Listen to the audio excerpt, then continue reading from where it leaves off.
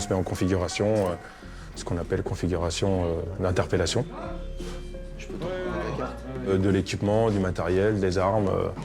Voilà, on monte un petit peu le curseur et on commence à se mettre en mouvement. Le chef de groupe, à ce moment-là, ne sait pas exactement quel type d'interpellation il va devoir faire. Et là, il doit effectivement adapter en permanence et l'ensemble du dispositif doit s'adapter en permanence au risque. On savait qu'en tout cas dans l'équipe, potentiellement, il pouvait avoir des armes. Donc on est obligé, nous aussi, de prendre de l'équipement voilà, en fonction.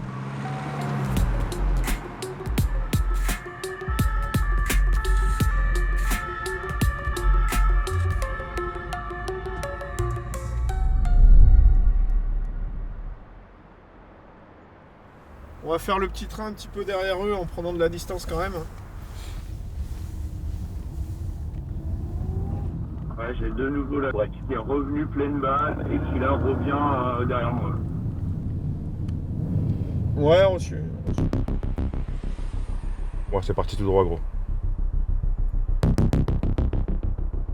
Dans un premier temps, c'est la voiture de guerre qui va faire un balayage qu'on appelle en jargon policier. C'est-à-dire qu'il va faire le tour du site 2-3 fois pour essayer de repérer une présence policière. Ok, reçu, je fais le mouvement, je pense que je vais la croiser, j'ai...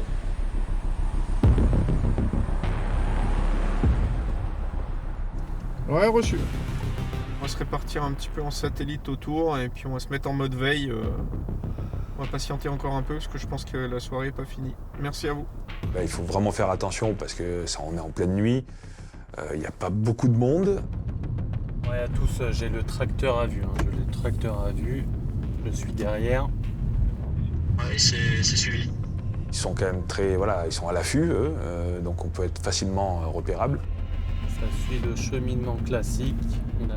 On est obligé de s'écarter. Une fois la sécurisation terminée, on voit le camion rentrer dans une zone de fret, où il y a un nombre incalculable de remorques. Ouais, ça rentre dans la zone. Ça rentre dans la zone. Ouais, c'est vu, on laisse filer dans la zone, c'est reçu. Ouais, on laisse partir, on prend pas de risque. À ce moment-là se jouent les plusieurs mois d'enquête pour nous, mais aussi pour le service avec lequel on est saisi, en l'espèce le SDPJ 93. Donc il y a un enjeu très fort à ne pas se louper.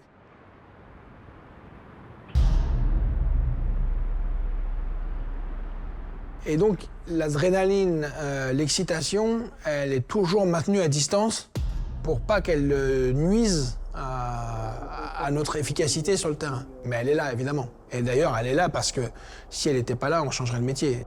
Je suis derrière toi. Reçu, merci.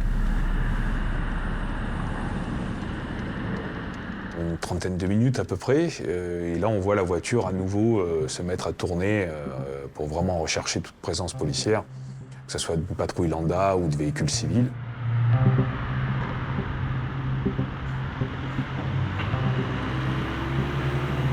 J'ai le break qui arrive, suivi d'un semi-remorque. À confirmer si c'est le bon tracteur. Ouais, je te confirme, c'est bien le bon tracteur. On va laisser un peu de champ et on est derrière. Ouais, ça marche les copains, on enquille la filoche. Et pour tous, on se met derrière.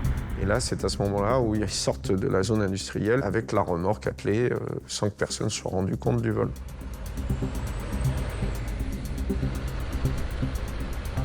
Là, effectivement, on assiste au flagrant délit, donc on va se mettre en configuration.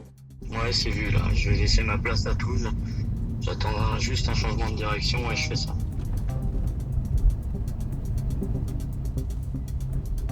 Ça prend la gauche. Sur place, on est satisfait de voir le vol, mais tant que c'est pas menotté au banc dans le commissariat, on reste concentré. On se rapproche, tu confirmes, Caius? Ouais, tu peux revenir.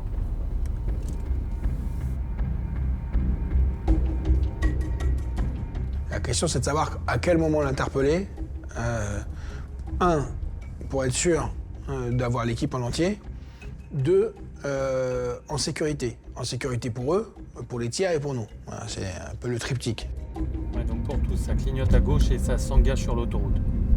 Ouais, toujours même config, le break devant et le semi derrière. C'est parti, c'est sur l'autoroute, fil de droite.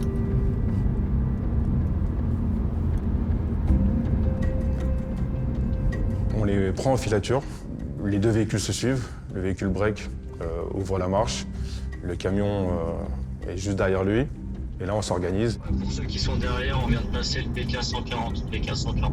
C'est toujours fil de droite et ça roule à 70. Et on se positionne de la meilleure façon possible pour pouvoir procéder à l'interpellation.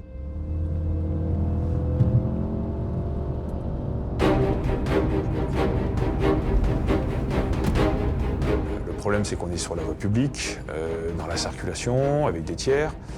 Il y a quand même un poids lourd, un véhicule volé de forte cylindrée, peut-être des gens armés, donc ça peut aussi mal se passer. Il ne faut pas être repéré avant le moment du serrage. Il ne faut pas laisser un camion de 40 tonnes lancé à 100 km/h foncer sur des véhicules tiers ou les nôtres.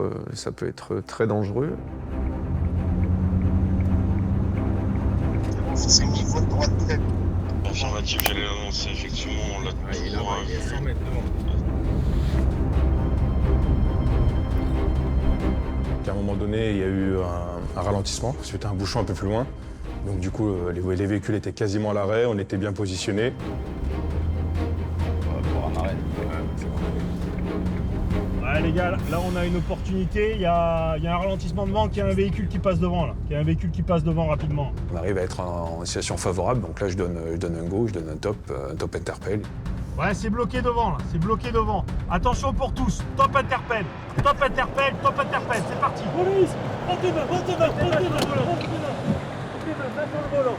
Pousse-toi, pousse, pousse-toi, sur le vent, sur le vent. Le top interpelle est donné en privilégiant d'abord le véhicule de guerre, le véhicule qui est devant, pour interpeller, le maîtriser au sol. Donne la main. Le chauffeur du camion, étant surélevé par rapport à toute la circulation, a assisté à l'interpellation de son frère dans le premier véhicule. Donc lui, il est sorti du camion, il a essayé de partir en courant. Allez, bouge pas.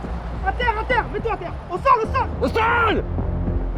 Comme on est arrivé assez vite, on avait déjà des collègues en piéton, en interfile, qui sortaient de leur véhicule.